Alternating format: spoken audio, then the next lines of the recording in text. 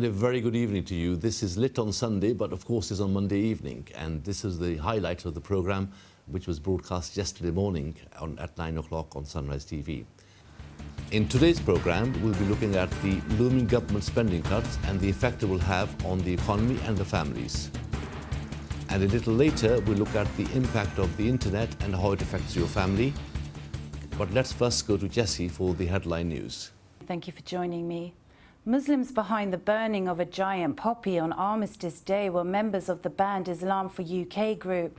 A 40-strong mob screamed insults about Britain's war dead during the UK's 2-minute silence on Thursday. Abu Azadullah, head of the group, shares the name of a dead chief of the terror network linked to the 2008 Mumbai massacre. In an online video post, he called on followers to hold a 2-minute silence to honour 21-year-old Roshana Chaudhry, who was jailed for life for stabbing Labour MP Stephen Timms. The home of jailed hate preacher Abu Hamza has had a £40,000 makeover at the expense of taxpayers. Workmen from at least 3 construction firms have already spent 2 months doing up the £700,000 council property in an exclusive West London street. It is the second time in only 5 years council bosses have approved expensive renovations on the property where his wife and 8 children live, supported by benefits. Hamza's family live in the only council property in the street of Shepherd's Bush, an area popular with bankers and city lawyers. A teenager tricked a man into coming with him on a murder mission to kill a woman at her husband's request. The Old Bailey heard 19-year-old Sher Singh wanted Jaswant Singh Dhillon around in case Geeta Alok had a man with her. The defence counsel for Dhillon told Sher Singh, "You misled Dhillon into thinking you were dealing with a man who owed Mr. Alok money. You wanted him to go with him in case you needed help. You had the machete on you and Dhillon stayed in the car while you carried out the murder." Sher Singh said no. He denies 28-year-old Geeta's murder along with 3 others. The trial continues. Britain's fattest man is recovering after surgery in India to remove 3/4 of his stomach. 35-year-old Zach Smith weighed in at 50 stone, and the UK doctors told him he was too fat to have his operation here. Zach from Cardiff can now eat only tiny portions and hopes to shed 30 stone by February with regular exercise and a diet plan. He travelled to the Ruby Hall Clinic in Pune in Western India, where the operation cost £5,600. And that's it from the Sunrise News team and me. Now back to the studio. Thank you, Jessie. The coalition government has announced deep cuts in virtually all sectors of economy, which includes defence, social security, education, transport and benefit cuts. So let's see what impact these cuts will have on people on benefits and young people starting or looking forward to going to university. We sent Raj Mehta to find out. The coalition government are making spending cuts to many departments from education, health, the public sector, transport, defence, local government, housing and law and order. Many jobs are to be lost as a consequence, with 495,000 jobs being lost in the public sector alone. The private sector looks to lose many more jobs, with higher taxation and spending reflecting job cuts in the private sector and job losses of up to 900,000. The George Osborne Review has details of the biggest spending cuts in decades and reveals figures such as an 81 billion spending cut from the public sector, which is planned to be over a number of 4 years. The coalition government will be making cuts deep and fast. The Labour Party are saying these cuts are exactly that, too deep and too fast, whereas the Conservatives are aiming with these spending cuts to bring the economy back on track and reduce the deficit, which last year was 11%, the largest in peacetime history, and calculated as the state borrowing £1 for every £4 spent. Well, the spending cuts have to be made because in responding to the economic crisis of the last 2 years, the government maintained and even increased the levels of spending, but it could not maintain the level of taxation. And as a result of that, the government's deficit increased very radically. It trebled over the space of about 3 years. And you cannot go on spending more than you're taking in tax without getting into fiscal trouble. With so many cuts taking place within Great Britain, it has to be asked whether the Conservatives will actually be damaging growth within the economy or working towards a recovery which will see a balanced economy. Spending cuts of up to £81 billion would mean that many jobs are being lost and the spending in the different departments would be considerably less.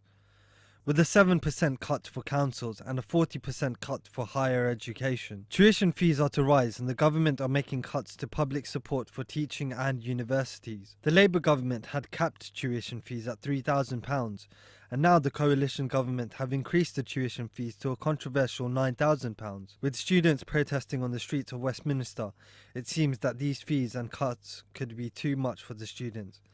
The government aimed to spend from now till 2014 to 2015 £53.9 billion on education, which is a minus 3.4% from 2010 to 2011. We asked members of the public what these increases in tuition fees means. Tuition fee rise will just affect me in the long term when I'm thinking about my debt, when it's more like a £50,000 debt instead of a £30,000 debt. So it's kind of like will change whether I want to go to university or not.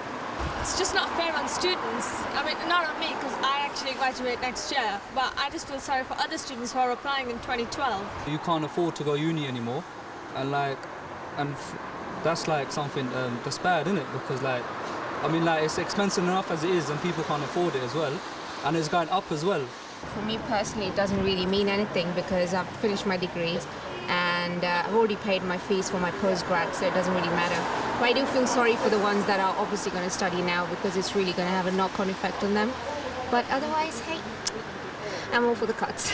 It's going to affect me trying to go to university next year because I'm doing a level 3 course now, but next year I'll be doing my actual university degree, so it's going to be difficult next year, £9,000 in comparison to £3,000, you know what I mean? It's a bit much. More expensive enough to try and get here by travel, and then you've got the additional fees to pay on as well. It's not like we're made of money with students, you know, some of us are out of work.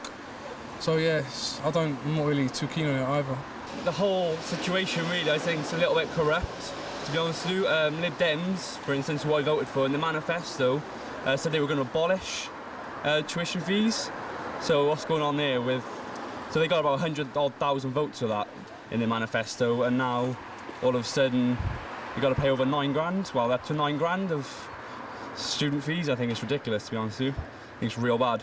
David Cameron and Nick Clegg have been in the media recently with apologies for breaking their election pledges of scrapping the tuition fees. Mr Cameron has labelled the £81 billion spending cuts as tough but fair. The Conservative and Liberal Democrats have certainly attracted attention with their cuts to education and the rise in tuition fees, with the cuts being made to education the biggest change in higher education for more than 40 years. What this debate obscures is the fact that in the spending review, the Conservatives have decided effectively to cut all public support to pay for teaching in universities, and they've decided to cut that by 80% and make up the difference by charging those costs directly to the students that use the service. Now, we actually think that our future growth in the economy relies on us having good, well-educated people who are going to be starting businesses and being able to be good, productive workers in those businesses, and education is the key to that. We don't think it's fair socially, and we worry that actually the difficulty here is that the government are hiding a substantial cut in the money that the state provides to pay for tuition and the costs of it, and making those who use the service pay the entire cost. We don't think that that's a viable way forwards. The welfare and benefits category, which is covered by the Department for Work and Pensions, are having cuts totalling £535 million.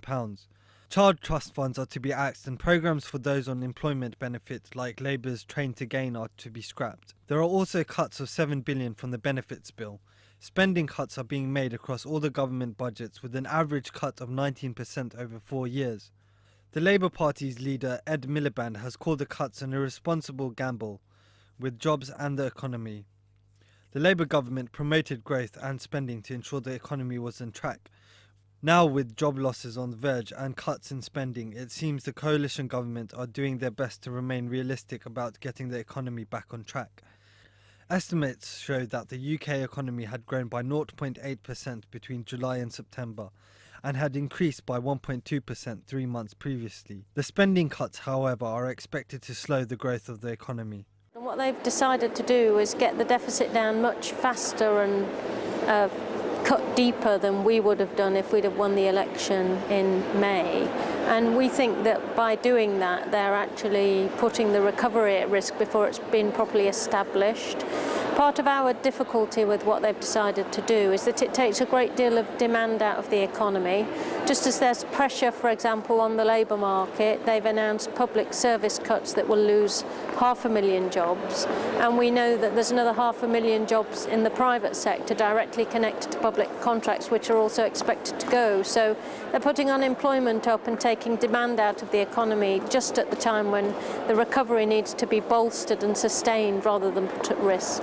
The Chancellor of the Exchequer, George Osborne, hopes to reduce the budget deficit, which is the amount by which government expenditure exceeds income from taxation, customs and duties in any one fiscal year. His review outlined spending on consultancy and big IT projects with a freeze in civil service employment. Some of the biggest cuts taking place are to transport, which will be cut by £683 million, and those being affected are many in the category of communities and local government, with cuts of £836 million taking place. With the expected jostling going on between the political parties at the Houses of Parliament, it remains to be seen how David Cameron and his deputy Nick Clegg will bring the economy back on track. It seems the government will be reducing the deficit and saving as much money as required to cut the deficit completely, in which time Labour had hoped to half it. The VAT rate is to rise to 20% in January, which will increase the revenue of the government.